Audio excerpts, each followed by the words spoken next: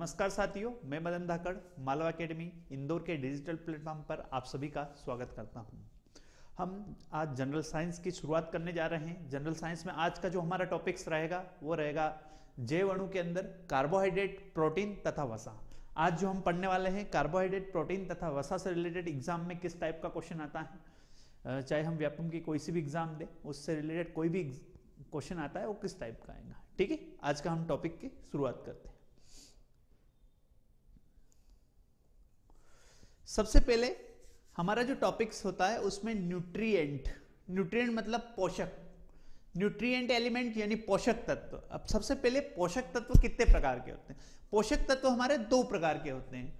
एक होता है माइक्रोन्यूट्रिएंट, सूक्ष्म पोषक तत्व, जिनकी शरीर में बहुत ही कम मात्रा में प्राप्त होते हैं, उनको बोलते हैं माइक्रोन्यूट्रिएंट। एक होता है मैक्रोन्यूट्रिएंट या वृहत पोषक तत्व, मतलब जो ज्यादा मात्रा में शरीर में पाए जाते हैं उनको वृहत यानी मैक्रो न्यूट्रिएंट कहेंगे, और जो कम मात्रा में पाए जाएंगे उनको माइक्रो न्यूट्रिएंट कहते हैं। पहले हम शुरुआत कर रहे हैं माइक्रो न्यूट्रिएंट यानी सूक्ष्म पोषक तत्व। और पोषण या न्यूट्रिएंट कितना टाइप का होता है? दो टाइप के न्यूट्रिएंट होते हैं, माइक्रो न्यूट्रिएंट और मैक्रो न्यूट्रिएंट।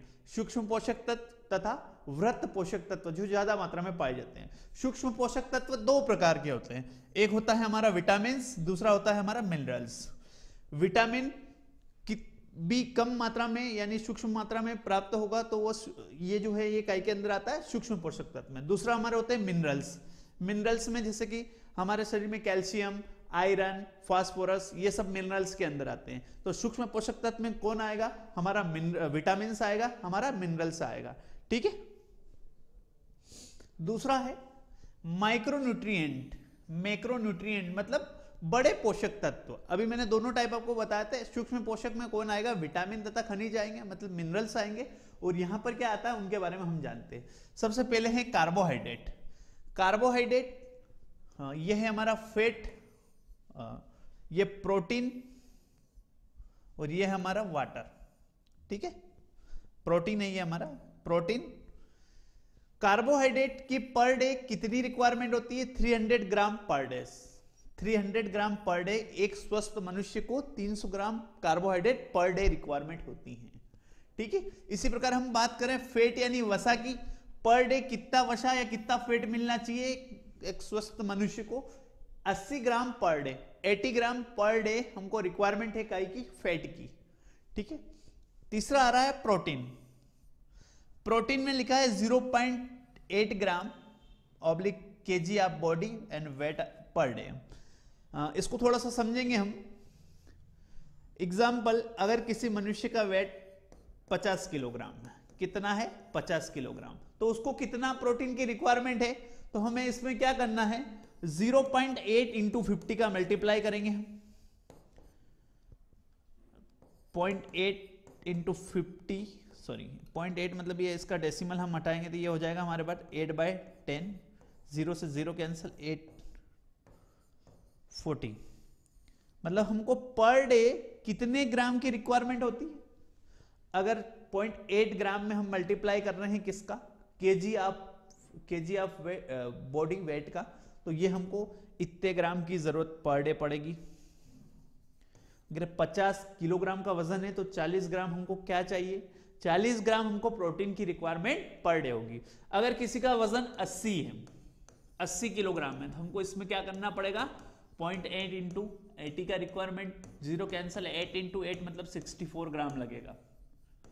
क्लियर है आपको? प्रोटीन का कैसे निकालना है? 0.8 से मल्टीप्लाई करना है। जो भी हमारा बॉडी का वेट रहता है, जो भी मास रहता है, उसमें 0.8 का मल्टीप्लाई करेंगे तो पर डे प्रोटीन की रिक्वायरमेंट आएगी। ठीक है। हम बात करेंगे वाटर यानी पानी की।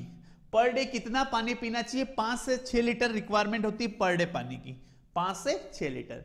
तो ये जो चार नाम लिखे हमने, कार्बोहाइड्रेट, फैट यानी वसा, प्रोटीन और वाटर, ये चारों काय में आएंगे? मैक्रोन्यूट्रिएंट एलिमेंट, वृहत या बड़े पोषक तत्व के अंदर आते हैं। ठीक है, आगे बढ़ते हैं। सबसे पहले हम आज की जो शुरुआत करने वाले हैं वो कैसे करने वाले हैं? कार्बोहाइड्रेट या शर्करा। कुछ चीजें यहां जनरली मैं आपको बता देता हूं। कार्बोहाइड्रेट कौन सी भाषा का शब्द है? लैटिन भाषा का शब्द है, लैटिन भाषा। कार्बोहाइड्रेट कौन सी भाषा का शब्द है? लैटिन भाषा से लिया गया है कार्बोहाइड्रेट। कार्बोहाइड्रेट का मतलब होता है सेकेराइड, या और करके इसी को बोलते हैं सेकेरम। सेकेरम कार्बोहाइड्रेट, या इसी को सेकेराइड या सेकेरम कहते हैं। सेकेराइड या सेकेरम का मीनिंग होता है स्वाद में मीठा, उसको हम सेकेराइड या सेकेरम कहते हैं, जो स्वाद में मीठे होते हैं। सेकेरम का मीनिंग से ये होता है स्वीटनेस यानी मीठापन जिसके अंदर हो, उसको सेकेराइड या सेकेरम कहते हैं। ठीक है। कार्बोहाइड्रेट लैटिन भाषा का शब्द है जिसको सेकेराइड या सेकेरम का मीनिंग क्या होता है, हम कार्बोहाइड्रेट को सेकेराइड्स भी कह सकते हैं, हम कार्बोहाइड्रेट को बायोमोलिक्यूल्स भी कहते हैं। ठीक है। स्वाद में मीठा मतलब थोड़ा स्वाद में मीठा रहेगा तो उनको हम क्या कहेंगे, कार्बोहाइड्रेट्स कहते हैं। ये इनकी पहचान होती है। कार्बोहाइड्रेट्स के कुछ दैनिक प्रॉपर्टीज दी हैं, उसको हम पढ़ते हैं। ये ऊर्जा देने वाला अणु होता है। ये जो मॉलिक्यूल्स होते हैं ये एनर्जी देते हैं। अगर कार्बोहाइड्रेट हम प्राप्त करेंगे शरीर में तो हमको एनर्जी मिलेगी। 1 ग्राम कार्बोहाइड्रेट से 4.1 से 4.5 कैलोरी मिलती है। अगर मैंने बोला कार्बोहाइड्रेट का 1 ग्राम अगर कार्बोहाइड्रेट है तो उससे हमको कितनी एनर्जी मिलेगी, 4.1 से 4.5 किलो कैलोरी मिलेगी हमको। ठीक है, कैलोरी एनर्जी मिलेगी। कार्बोहाइड्रेट के 1 मॉलिक्यूल से इतनी एनर्जी होती है। आगे जो हमारा है दैनिक आवश्यकता लगभग 300 ग्राम पर डे। अभी बताया था आपको एक दिन में कितने कार्बोहाइड्रेट की रिक्वायरमेंट होती है। पर डे एक मनुष्य को 300 ग्राम कार्बोहाइड्रेट की रिक्वायरमेंट होती है शरीर में। एक कार्बोहाइड्रेट के मॉलिक्यूल या अणु से कितनी एनर्जी मिलती है, 4.1 से 4.5 कैलोरी मिलती है। यह ऊर्जा रिलीज मतलब शरीर में ऊर्जा प्रदान करता है। अगर हम कुछ कार्बोहाइड्रेट शरीर के रूप में लेंगे तो उससे हमको क्या मिलेगी, एनर्जी मिलेगी, ऊर्जा प्रदान होगी। ठीक है, आगे बढ़ते हैं कार्बोहाइड्रेट्स के बारे में। कार्बोहाइड्रेट एक बायोमोलिक्यूल्स है। बायोमोलिक्यूल्स मतलब इसको हम कहें तो जैव अणु है। जैव अणु कार्बन, हाइड्रोजन और ऑक्सीजन परमाणु होते हैं। जो कार्बोहाइड्रेट्स होते हैं, इन कार्बोहाइड्रेट्स की पहचान क्या होती है, कार्बोहाइड्रेट के अंदर कार्बन पाया जाएगा, हाइड्रोजन पाया जाएगा और ऑक्सीजन पाया जाता है। दूसरी चीज बता देता हूं मैं, कार्बन, हाइड्रोजन तथा ऑक्सीजन का जो रेशो होता है वो होता है 1:2:1 होता है। कार्बोहाइड्रेट कार्बन, हाइड्रोजन और ऑक्सीजन का रेशो 1:2:1 होता है। हम पढ़ेंगे आगे, या यहां पर सिंपली आपको समझा दूं मैं आपको कि ग्लूकोज का फार्मूला हमने लिया C6H12O6। कार्बन हमारे पास 6 है, हाइड्रोजन हमारे पास 12 है, ऑक्सीजन हमारे पास 6 है। अगर इनको डिवाइड करें तो 1:2:1।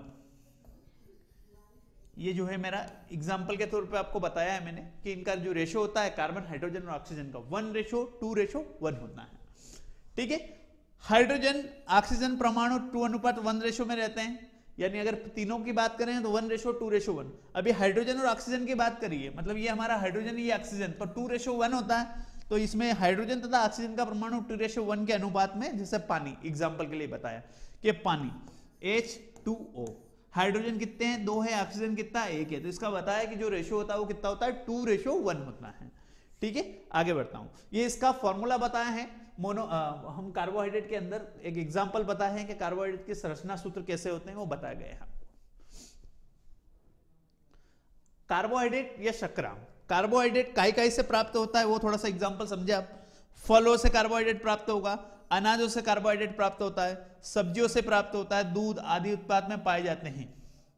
स्टार्च और फाइबर, मतलब स्टार्च भी कार्बोहाइड्रेट होता है एक प्रकार, लेकिन हम आगे पढ़ेंगे स्टार्च का टाइप भी, सेल्यूलोज भी, माल्टोज भी, क्या क्या किस टाइप के कार्बोहाइड्रेट्स होते हैं उनके बारे में हम जानेंगे। सिर्फ हमको ये पता होना चाहिए कार्बोहाइड्रेट कैसे प्राप्त होता है। अभी तो फल, अनाज, सब्जी, दूध वगैरह सबसे हमको कार्बोहाइड्रेट की प्राप्ति होती है। अगला है कार्बोहाइड्रेट के प्रकार। ये हमारे टाइप्स आ गए। क्या आ गए, टाइप्स, कार्बोहाइड्रेट के प्रकार। कार्बोहाइड्रेट में सबसे पहला टाइप्स है वो क्या है, मोनोसेकेराइड। क्या है, मोनोसेकेराइड। मोनोसेकेराइड मतलब सबसे छोटे कार्बोहाइड्रेट को हम क्या कहेंगे, मोनोसेकेराइड। या एग्जांपल हम समझे तो इनका जल अपघटन नहीं होता है, जल अपघटन नहीं होता है, नहीं होता है। मतलब इन कार्बोहाइड्रेट्स को और हम तोड़ नहीं सकते, हाइड्रोलिसिस प्रोसेस नहीं होगी, इनका जल अपघटन नहीं होता है। इनको क्या कहते हैं? मोनोसेकेराइड। ये शर्करा या शुगर कितनी होती? केवल एक सिंपल मॉलिक्यूल, एक ही मॉलिक्यूल्स होगा, मतलब सिंपल कार्बोहाइड्रेट्स होगा। ऐसा नहीं है कि उनको हम तोड़ के, और जैसे हम डाइसेकेराइड पॉलीसेकेराइड को तोड़ के मोनोसेकेराइड में बना लेंगे, इनको तोड़ नहीं सकते क्योंकि इनका जल अपघटन हाइड्रोलिसिस की प्रोसेस नहीं होती है। ओलिगोसेकेराइड, अब ओलिगोसेकेराइड का एग्जांपल क्या है? ओलिगोसेकेराइड में क्या आएगा? 10 से कम शर्करा, या एग्जांपल में समझाऊं तो 2 से 9 के बीच में एक शुगर अगर है तो वो काय में आएगा? मोनोसेकेराइड। 2 से लगाकर 9 शुगर अगर है तो वो काय के अंदर आएगी? ओलिगोसेकेराइड। एग्जांपल जैसे मैंने बोला डाइसेकेराइड, तो डाइसेकेराइड मतलब क्या? 2 मोनोसेकेराइड बनाएंगे तो उनकी कितने शुगर है? उनके पास 2 शुगर है, 2 मोनोसेकेराइड बन जाएगी, मतलब 2 शुगर है। ट्राइसेकेराइड मतलब कितने मोनोसेकेराइड बनेंगे? 3। टेट्रासेकेराइड कितने मोनोसेकेराइड बनेंगे? 4। इसी प्रकार 2 से लगाकर 9 तक जो भी शुगर्स आएंगे वो सब किसका एग्जांपल है? ओलिगोसेकेराइड का एग्जांपल बनेंगे। ठीक है, अगला हमारा लास्ट इसका एग्जांपल है पॉलीसेकेराइड। पॉलीसेकेराइड या तो 10 होगा या 10 से अधिक शर्करा, या सबसे बड़ी शर्करा। पॉलीसेकेराइड मतलब पॉली मतलब क्या होगा? बहुत सारे। तो एग्जांपल कैसे समझेंगे? या तो 10 होगा या 10 से बड़े आएंगे, वो सब काय में आएंगे? पॉलीसेकेराइड के अंदर आएंगे। ठीक है, आगे बढ़ते हैं। हाँ, एक चीज और, इसका जल अपघटन नहीं होता है, इन दोनों का जल अपघटन होता है, मतलब हाइड्रोलिसिस प्रोसेस होगी इन दोनों के अंदर। ठीक है, इनको तोड़ सकते हैं, मोनोसेकेराइड के अंदर बदल सकते हैं। अगला जो है ये क्लासिफिकेशन है कार्बोहाइड्रेट का थोड़ा सा। सबसे पहले है मोनोसेकेराइड यानी 1 शुगर रहेगा। डाइसेकेराइड मतलब 2 शुगर रहेगा। ओलिगोसेकेराइड 2 से 10 के बीच में, जो मैंने आपको बताया था 2 से 9 के बीच में ओलिगोसेकेराइड। पॉलीसेकेराइड यानी 10 या 10 से अधिक, 10 से अधिक, सब बता दिया है आपको। एग्जाम्पल, मोनोसेकेराइड में कौन कौन आएगा? हमारा ग्लूकोज आता है, फ्रक्टोज आएगा और गैलेक्टोज आएगा। सुक्रोज, लैक्टोज और माल्टोज ये कहीं में आएंगे? हमारे डाइसेकेराइड के अंदर आएंगे। ओलिगोसेकेराइड में रफिनोज और सेक्रोज ये दोनों काय के अंदर आएंगे? ओलिगोसेकेराइड में आएंगे। पॉलीसेकेराइड में स्टार्च, ग्लाइकोजन और सेल्यूलोज आएगा। यहां पर कुछ एग्जांपल्स दिए हैं डाइसेकेराइड्स के, जो अधिकतर एग्जाम में पूछता है कि सुक्रोज, सुक्रोज को अगर हम तोड़ेंगे, सुक्रोज का जल अपघटन जब किया जाएगा, सुक्रोज ऑलरेडी काय के अंदर आ रहा है, डाइसेकेराइड के अंदर आ रहा है, तो सुक्रोज को अलग अलग करेंगे तो एक ग्लूकोज और एक फ्रक्टोज का अणु पड़ेगा, एक ग्लूकोज तथा एक फ्रक्टोज बना जाएगा। लैक्टोज को अगर अलग अलग करेंगे तो एक गैलेक्टोज और एक ग्लूकोज बनता है, एक गैलेक्टोज तथा दूसरा ग्लूकोज बनता है। और माल्टोज को जब हम तोड़ेंगे तो दोनों ही मोनोसेकेराइड के आई के बन जाएंगे, ग्लूकोज को बन जाएंगे। तो 2 ग्लूकोज के अणुओं से माल्टोज बनता है, ध्यान रखना है, ये एग्जाम में पूछा गया है अधिकतर कि माल्टोज जो होता है 2 ग्लूकोज के अणुओं से बनाया जाता है। लैक्टोज एक में गैलेक्टोज होगा, एक में ग्लूकोज होगा। सुक्रोज एक में ग्लूकोज होगा, एक में फ्रक्टोज होगा। ठीक है, आगे बढ़ते हैं। हम बात करेंगे सबसे पहले, वापस वही एग्जांपल लिए जो उधर लिखे थे हमने, वापस यहां भी बता रहा हूं मैं आपको। मोनोसेकेराइड, ग्लूकोज मोनोसेकेराइड है, गैलेक्टोज मोनोसेकेराइड है, फ्रक्टोज मोनोसेकेराइड है। सुक्रोज, लैक्टोज और हमारा माल्टोज ये काय में आएंगे? ओलिगोसेकेराइड यानी डाइसेकेराइड के अंदर आएंगे। पॉलीसेकेराइड में स्टार्च आता है, ग्लाइकोजन आता है, सेल्यूलोज आता है, ये तीनों के तीनों काय के अंदर आएंगे? पॉलीसेकेराइड के अंदर। अब मैं थोड़ा सा आपको यहां पर जनरल इंफॉर्मेशन बता देता हूं मोनोसेकेराइड के बारे में। मोनोसेकेराइड का फॉर्मूला क्या होता है? CH2ON। समझेंगे यहां पर, अगर मैंने N बराबर ले लिया 6, क्या ले लिया? N बराबर क्या ले लिया? 6। समझते हैं हम यहां पर CH2O पूरे ब्रैकेट के बाहर N मतलब कितना हो गया? 6। सोल्व करते हैं हमको, C6H12O6 ये क्या बन गया? एक मोनोसेकेराइड। ये क्या है? ये ग्लूकोज का भी सूत्र है, ये फ्रक्टोज का भी सूत्र है, यही गैलेक्टोज का भी सूत्र है।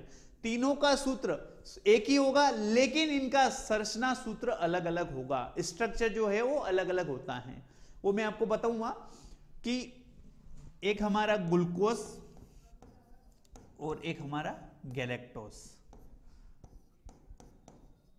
गैलेक्टोज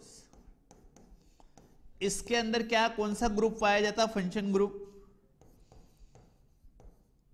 एल्डिहाइड ग्रुप पाया जाता है। कौन सा ग्रुप पाया जाएगा? OH, एल्डिहाइड ग्रुप पाया जाएगा, ठीक है।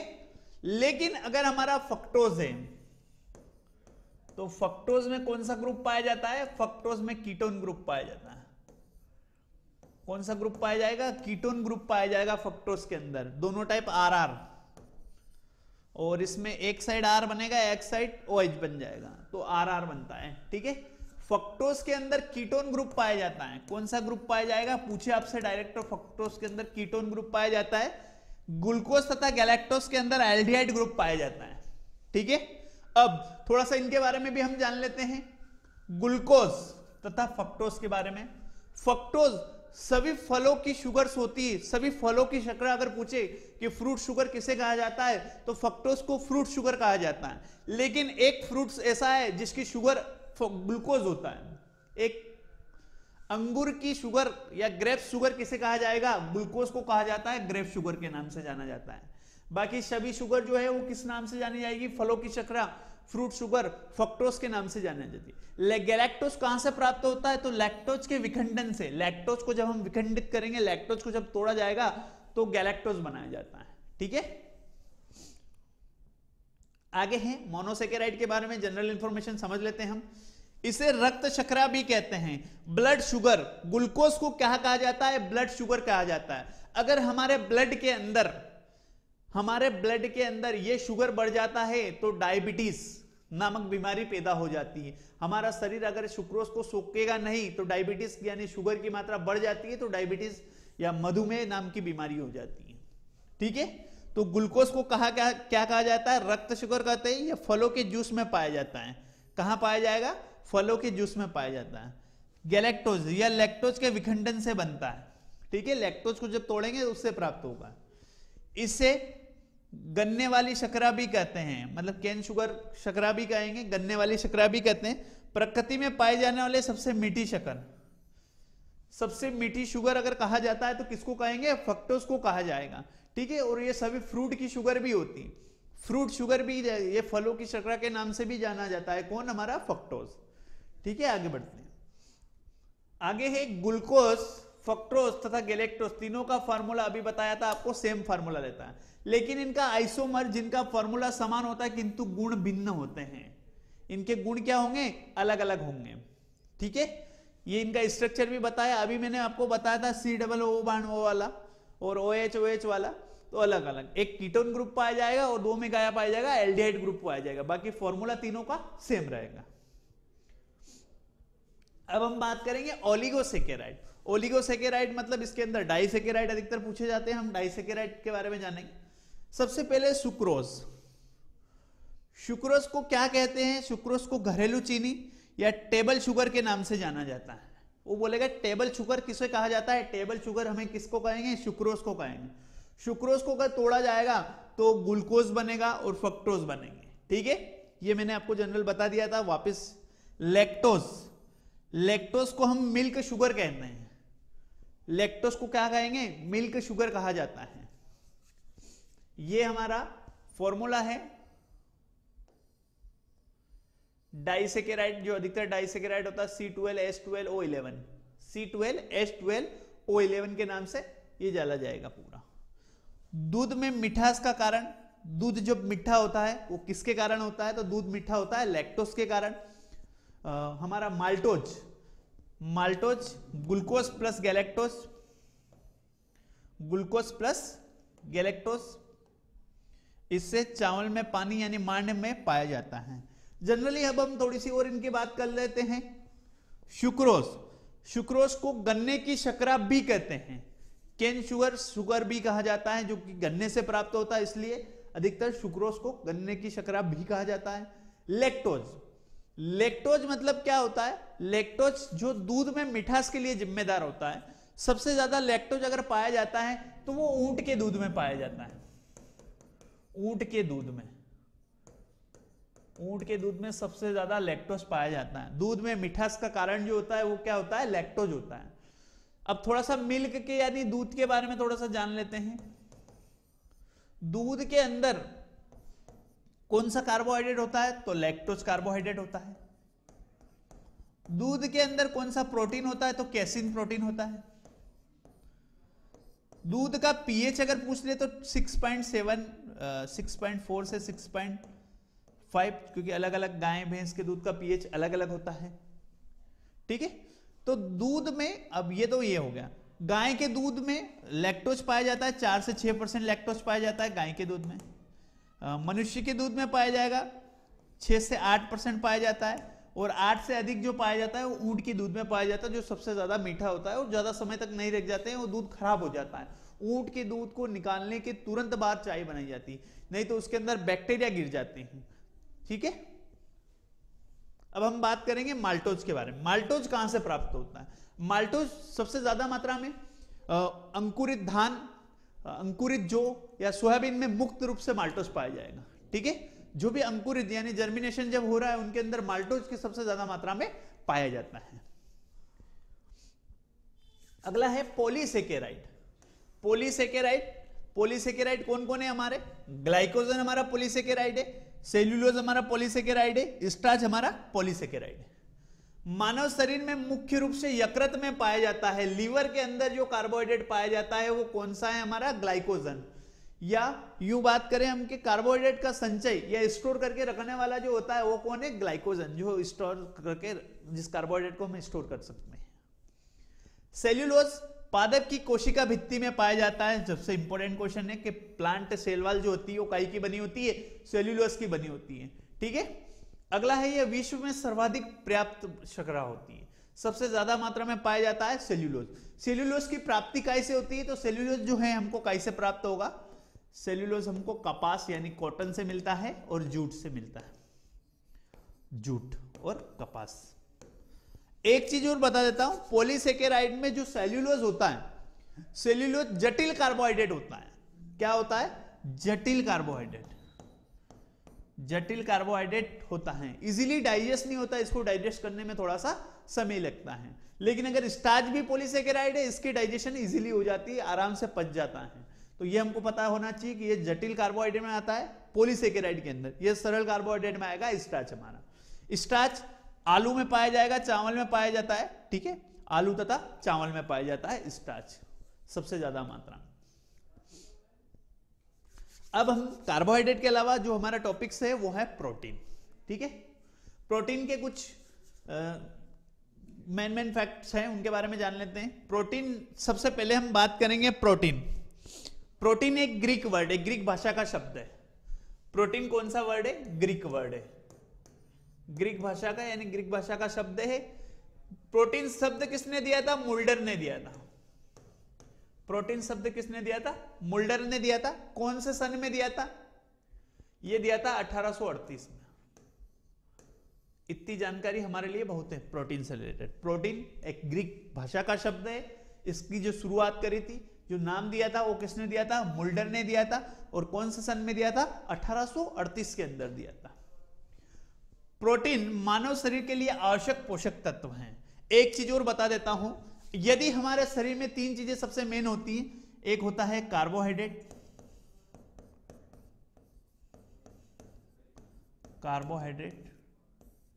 एक होता है प्रोटीन और एक होता है वसा। यदि हमारे शरीर को या हमें कार्बोहाइड्रेट और वसा नहीं मिले तो भी हम जीवित रह सकते हैं, लेकिन अगर प्रोटीन नहीं मिलेगा तो हम लंबे समय तक जीवित नहीं रह सकते हैं। प्रोटीन आवश्यक है हमारे लिए, तो ये मुख्य घटक होता है भोजन का, प्रोटीन। ये ध्यान रखना है आपको, प्रमुख घटक होता है प्रोटीन। यह शरीर के ऊतकों का निर्माण, मतलब टिश्यू का निर्माण करता है। टिश्यू बनेंगे इससे, प्रोटीन से।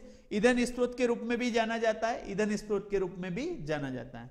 प्रोटीन की बेसिक यूनिट होती है एमिनो एसिड। पूछा जाएगा कि प्रोटीन की सबसे बेसिक यूनिट्स क्या होती है? Amino acids. Amino acids. Enzyme भी एक प्रकार के प्रोटीन्स होते हैं, हम पढ़ेंगे उनके बारे में भी। इस प्रकार प्रोटीन में पेप्टाइड बंध, प्रोटीन के अंदर कौन सा बंध पाया जाता है? पेप्टाइड बंध पाए जाते हैं। पेप्टाइड बंध द्वारा एक साथ जुड़े हुए एमिनो एसिड से बने हुए बहुलक होते हैं।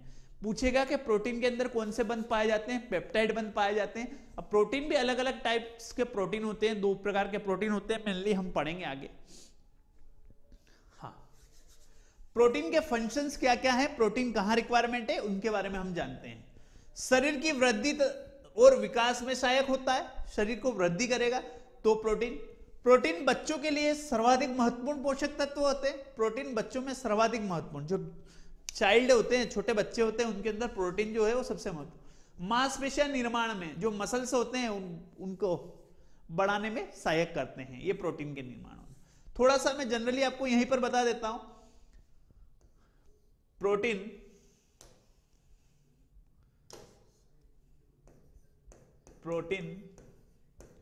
दो प्रकार के होते हैं। एक होता है फाइबर प्रोटीन और दूसरा होता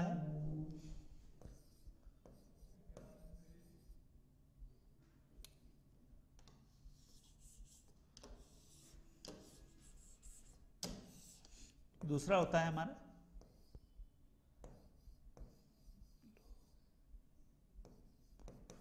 ग्लोबुमिन प्रोटीन।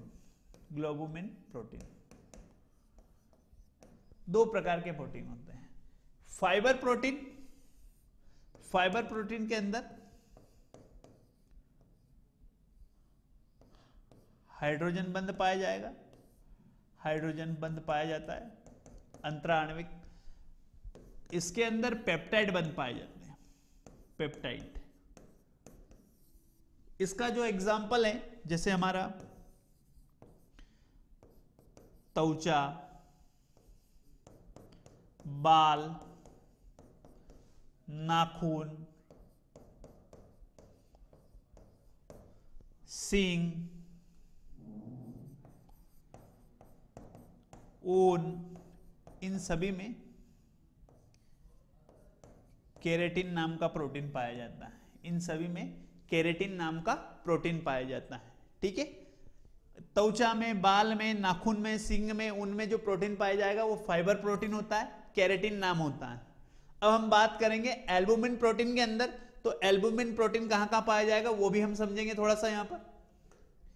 एल्बुमिन प्रोटीन रक्त में पाया जाता है,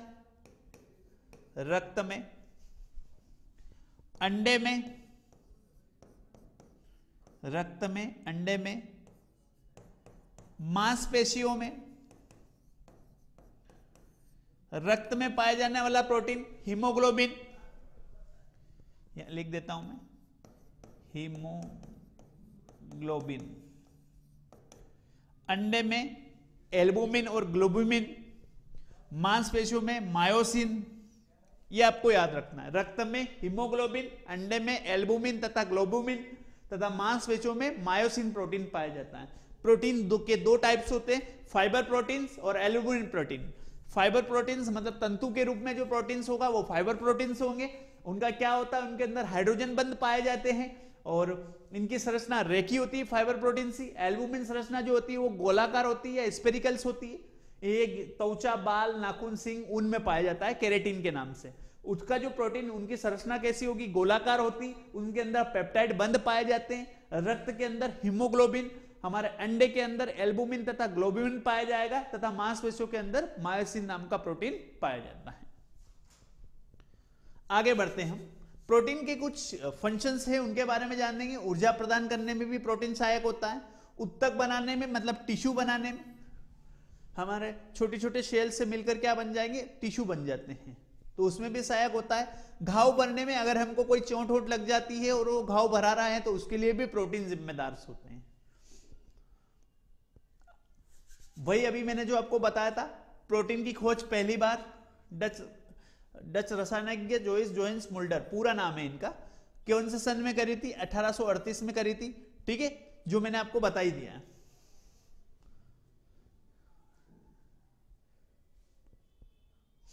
इसका नामकरण किसने किया था? नामकरण ब्रजेलियस ने किया था। प्रोटीन का जो नामकरण है वो किसने किया था? ब्रजेलियस ने किया था। ये हमको ध्यान देना है। प्रोटीन को खोजा था किसने? मुल्डर ने खोजा था। उसका नामकरण किसने किया?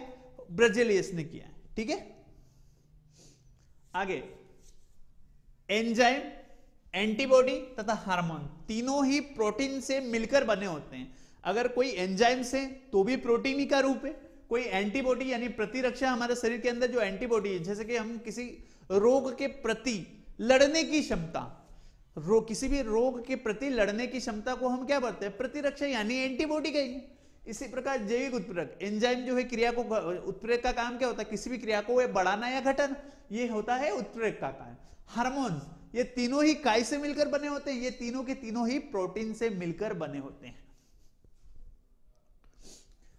प्रोटीन सिंगल एमिनो एसिड से नहीं बनता है, ये बहुत सारे एमिनो एसिड से मिलकर प्रोटीन का निर्माण होता है।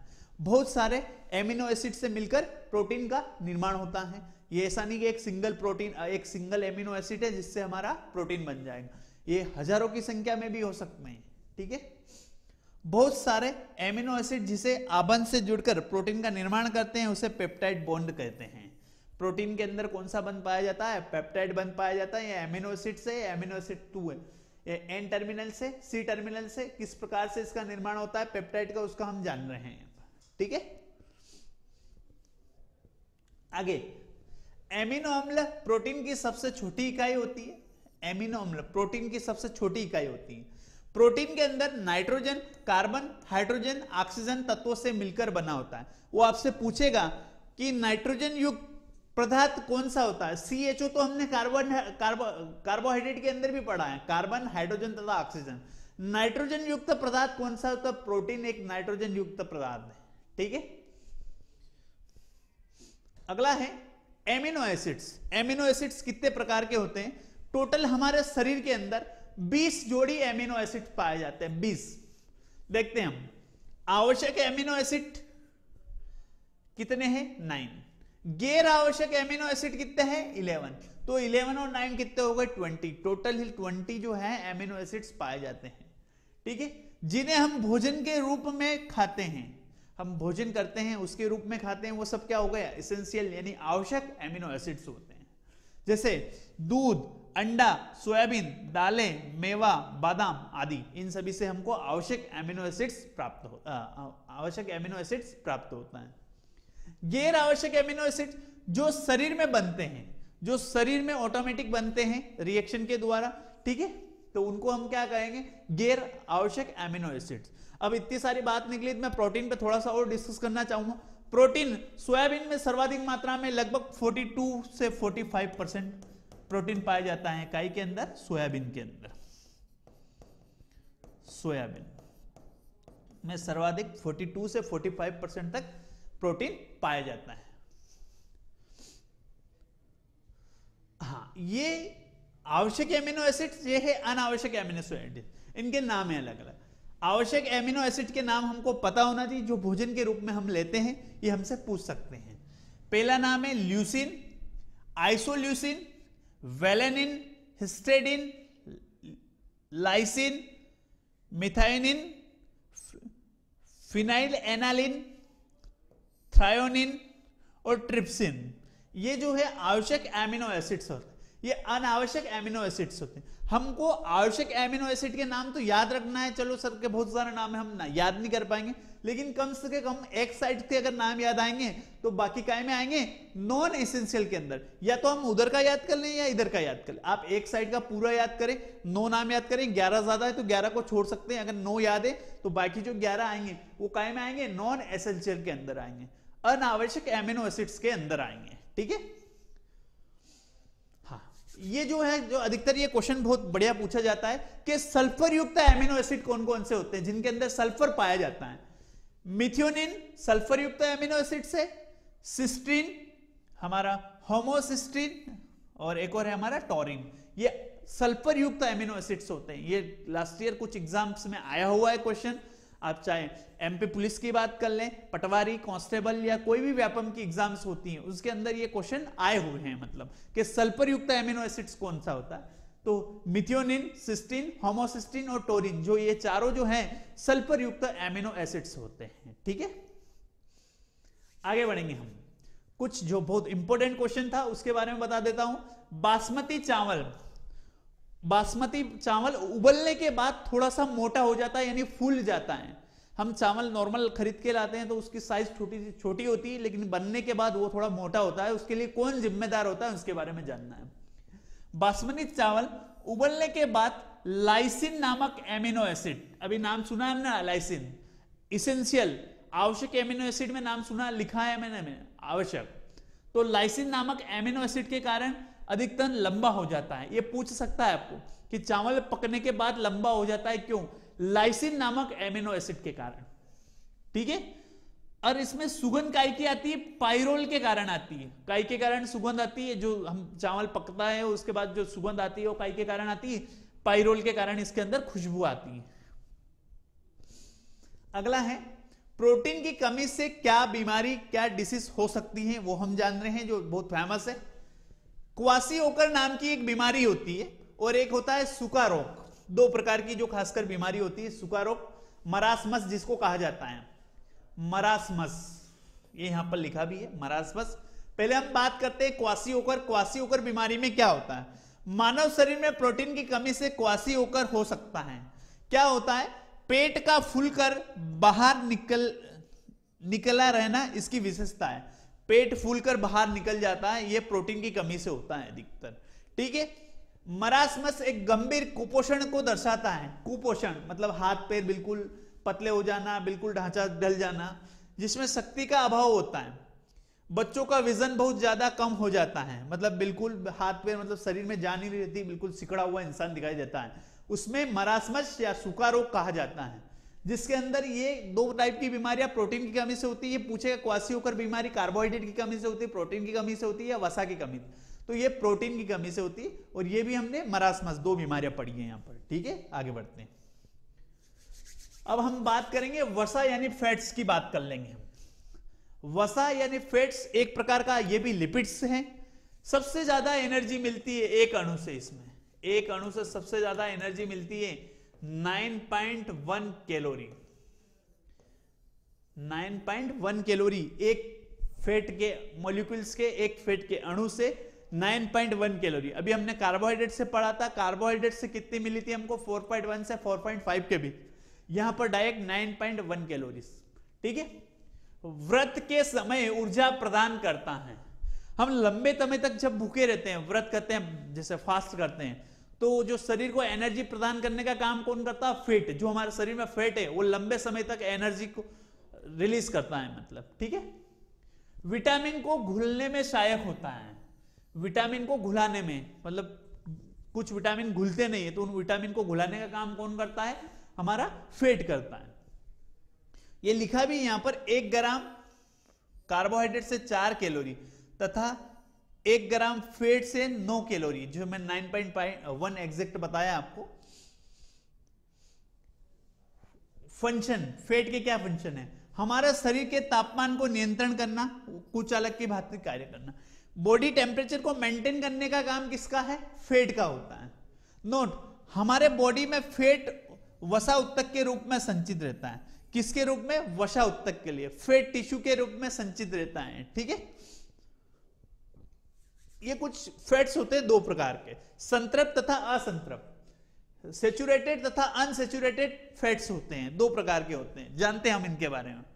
वैसी वसा जो आसानी से न पचे, मतलब डाइजेस्ट नहीं हो। जैसे कुत्ते को घी खिला देते तो घी हजम नहीं होता है कुत्ते को, वो उल्टी कर देता है, तो वो क्या हो रहा है? सेचुरेटेड या अनसेचुरेटेड, जो आसानी से नहीं पचे, जो आसानी से नहीं पचे ऐसे फैट्स, उनको क्या कहेंगे? संतृप्त। इधर देखते हैं, वैसी वसा जो आसानी से पच जाए। ऐसी वसा जो आसानी से पच जाए, मतलब हम कुछ फैट चीज खा ली जो इजीली डाइजेस्ट हो गई, वो काय में आएगी? असंतृप्त में, अनसेचुरेटेड में, ठीक। खराब फैट या बैड फैट कहा जाता है, जो शरीर के लिए नुकसानदायक होता है। इन्हें गुड फैट कहा जाता है, जो शरीर के लिए लाभदायक होता है। वैसी वसा जो कमरे के तापमान पर 25 डिग्री पर ठोस, इनका जो टेम्परेचर होता है वो क्या होता है? कमरे के तापमान पर ठोस हो, किस अवस्था में रहे? सॉलिड फॉर्म में। ये जो होता है, जो कमरे के तापमान पर लिक्विड फेस में रहता है, लिक्विड के रूप में, ठीक है। मछली को छोड़कर जंतुओं से प्राप्त वसा, मछली, फिश को छोड़कर बाकी जो भी फैट्स प्राप्त होंगे जंतुओं से, वो सब काय में आएंगे? सेचुरेटेड के अंदर। जो फैट पौधों से मिलता है, जो भी पौधों से, जो भी प्लांट से अगर जो फैट्स मिलेंगे वो काय के अंदर आएंगे? अनसेचुरेटेड के अंदर। क्लियर है आपको चारों पॉइंट? सेचुरेटेड फैट क्या होंगे, अनसेचुरेटेड फैट क्या होंगे? जो बॉडी डाइजेस्ट नहीं करेगी उनको क्या कहेंगे हम? जो इजीली पाचन नहीं करेगा वो सब काय के अंदर आएंगे? सेचुरेटेड के अंदर। जो इजीली पाचन कर लेगा या हमारा बॉडी जो है उसको एक्सेप्ट कर ले, वो सब काहे में आएंगे, अनसेचुरेटेड के अंदर। ठीक है, आगे बढ़ते हैं। हाँ, अब आज का जो टॉपिक्स पढ़ा है इससे रिलेटेड कुछ क्वेश्चंस हैं आपके लिए, पढ़ा है तो अच्छे से आप इसका आंसर दें। अच्छा है, पहला क्वेश्चन है आज का हमारा, ग्लूकोज एक प्रकार है, ग्लूकोज काय का टाइप से, पेंटोस शर्करा का टाइप से, हेक्सोस शर्करा का टाइप से, या टेट्रोस शर्करा का टाइप से, या हमारा डाइस शर्करा है। ठीक है, पढ़ा है ग्लूकोज आपको, ग्लूकोज हमने काय में पढ़ा है, ग्लूकोज हमने पढ़ा है मोनोसेकेराइड में अंदर।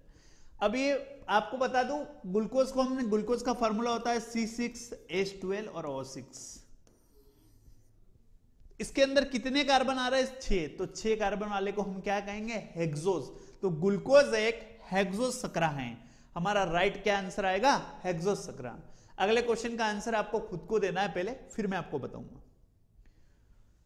मानव शरीर में वसा का संग्रहण होता है, मानव शरीर में जो वसा का संग्रहण होता है वो कहां पर होता है, एपिडर्मिस में, वसा उत्तक के रूप में, लीवर के रूप में, या उपकला के रूप में। बताएं आंसर इसका, पढ़ा है आपको मानव शरीर के अंदर। मानव शरीर में वसा का संग्रहण होता है in the human body, fats are store in the, human body में जो फैट होता है वो किस रूप में स्टोर रहता है, कहां पर, एपिडर्मिस में, एडिपोस टिश्यू में, लीवर में, या हमारे इपिथेलियल में। इसका जो करेक्ट आंसर आएगा वो आएगा वसा उत्तक। अभी पढ़ा था आपको। अगला क्वेश्चन है, निम्नलिखित में से कौन सा एक डाइसेकेराइड है, which of the following is disaccharide, fructose, dextrin, galactose और माल्टोज। कौन सा है डाइसेकेराइड, फ्रक्टोज है, डेक्स्ट्रिन है, गैलेक्टोज है, या माल्टोज है। तो कौन सा होगा डाइसेकेराइड, माल्टोज एक डाइसेकेराइड है। पढ़ा है हमने, लैक्टोज पढ़ा है, माल्टोज पढ़ा है, और एक और उसके अंदर सुक्रोज पढ़ा है। ये तीनों डाइसेकेराइड के अंदर आते हैं।